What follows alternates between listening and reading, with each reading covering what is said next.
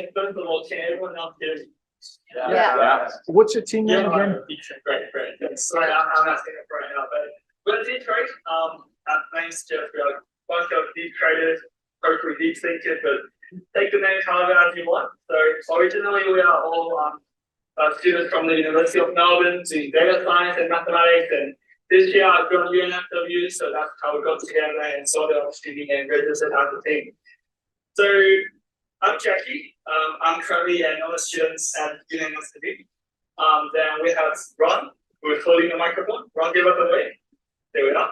Then we have Eric, and we have Dee. So they're all here for me today. So thanks team. Take it away. So this is our algorithm which we developed of our own intuition and experiments. The algorithm basically has two separate modules. One which opens and adjusts the position, and one which closes the position. And the closing position module serves as like a regularization or sort of like a stop loss mechanism in terms of like finance terminology. And what the opening and adjusting position module is doing is basically it's looking at the absolute difference between today's price and the price 7 days ago. And if that exceeds the min-max range of the past 75 days of this particular stock, then we would adjust our position in the direction of the short-term average minus the long-term average. And if the short-term volatility is too high and it's moving in an unfavorable direction compared to our current position, then we will close this position by reverting it to zero. And what the tune power parameters are, we put in the appendix. So when we tune that algorithm, we focus a lot on generalizability into the future, because we know that the data between these two successive 250 days, they were really different. So we applied temporal cross validation by tuning on multiple hundreds of 250 days. And you can see that they like neither of these successive time periods are higher than best 4-week period, which we tuned to maximize anyway because we wanted to just test how flexible and how adaptive our algorithm could be to like learn this market pattern. And so you see this was actually they do look okay. I also performed an ablation study, so that's where we took out the closing position mechanism just to see whether it's actually still it's actually effective. And we can see that for most of these time periods, the scores do decrease, and by quite a lot too, we don't have to close the position mechanism. So here are two plots of two stocks indicating our position, whether we are longing or shorting. So the green lines here indicate we are buying, and the red lines are selling. So by looking at stock 17, which is the one on the left across 250 days, we can see that most of the time it does get it right, as in buying when the price is rising and selling otherwise. However, there is a natural delay of our algorithm because we're using the mean average window, so that looking at stock 9, where the price is pretty volatile, and probably its volatility is correlated with our window size selection, so that it actually buys at a peak and selling at a local trough, which is undesirable. The reason we want to introduce closed position module is based on the idea of stop loss. Stop loss. We want to minimize our, prevent ourselves from heavier losses rather than just focusing on earning money. By introducing a stop loss, we tend to improve our performance by increasing our mean and decrease our standard deviation. These two graphs show one good and one bad example of our stop loss model. On the left hand, in these graphs, the red dot indicates the action of stop sell, and the green dot indicates the action of stop buy. On the left hand side, for stock 29, we can see that around day 600, we have a red dot of stop sell, which is too late, which is activated too late after we've been longing for a period of time. But on the right hand side, we can see at around day 5:30, there's a red dot of stop sell, which is located exactly on the peak of the stock price in a period of time, which is good for us. Okay, coming back to stock 17, where we can have a overview of our algorithm. Most of the time, it does get the buying, selling, and stop loss, stop sell correct. However, due to the natural delay of our algorithm, that can be a future improvement where we can shrink that delay so that it's more prone to little glitches in the price where the larger scope movement is still on the right track. For stock 45, our general algorithm is pretty sparse. There's only one stop buy occurs at around day 680 after a long period of short positioning.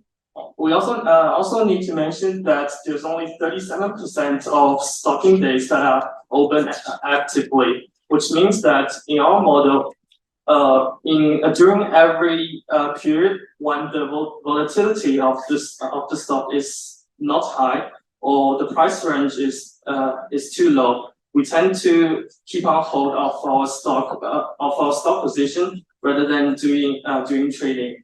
This tends to help us to improve our performance by lowering the standard deviation. Great. So I think just like every other team, our strategy comes from a lot of fails. Bit of a long trial and error process. And here's kind of a list of strategies that we tried and didn't really work out. So first of all, we tried a lot of machine learning and deep learning strategies. And the main thing we found is that we could not reach a consistent level of precision that we can use on trading. We also tried some hedging strategies that use such as pairs trade or lead and lag market relationships or composing portfolio. But we also did success on that. The main thing is that for example in pairs trade, we did not get to remove the trend in the spread because some of them are linear, other of them are very hard to model.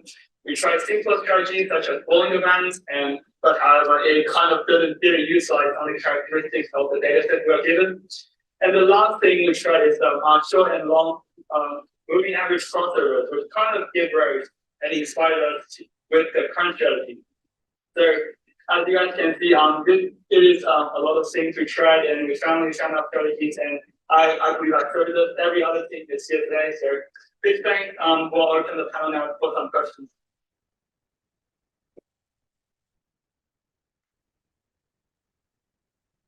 Okay, I have one question.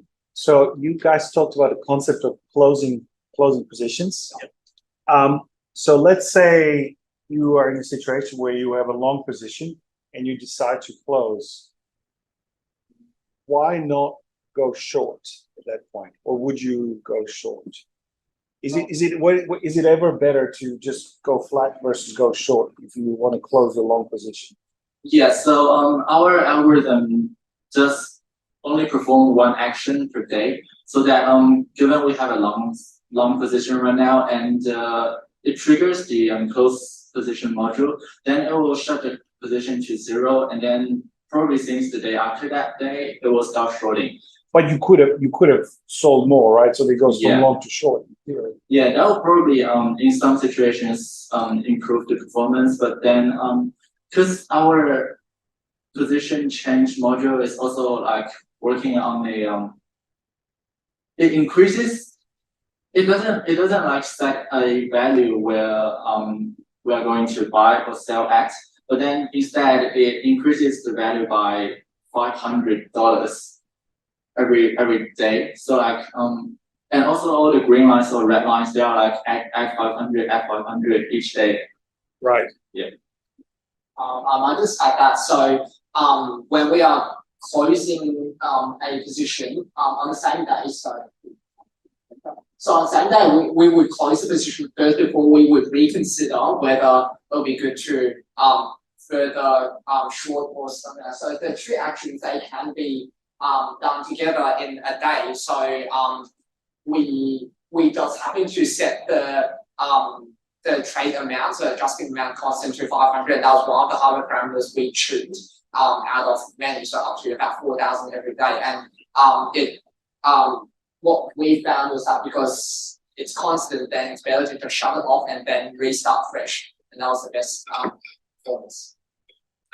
And we had previously also had another thing there that does sort of like it subtracts the current position. So but that sort of fell out of use after we introduced the closing module. So that sort of became redundant. It was only activated about 80 times in this 750 times 15-day stop time. Can you confirm that the 7-day sort of lag that you had, was that something you tuned for, or is that something you chose at the start?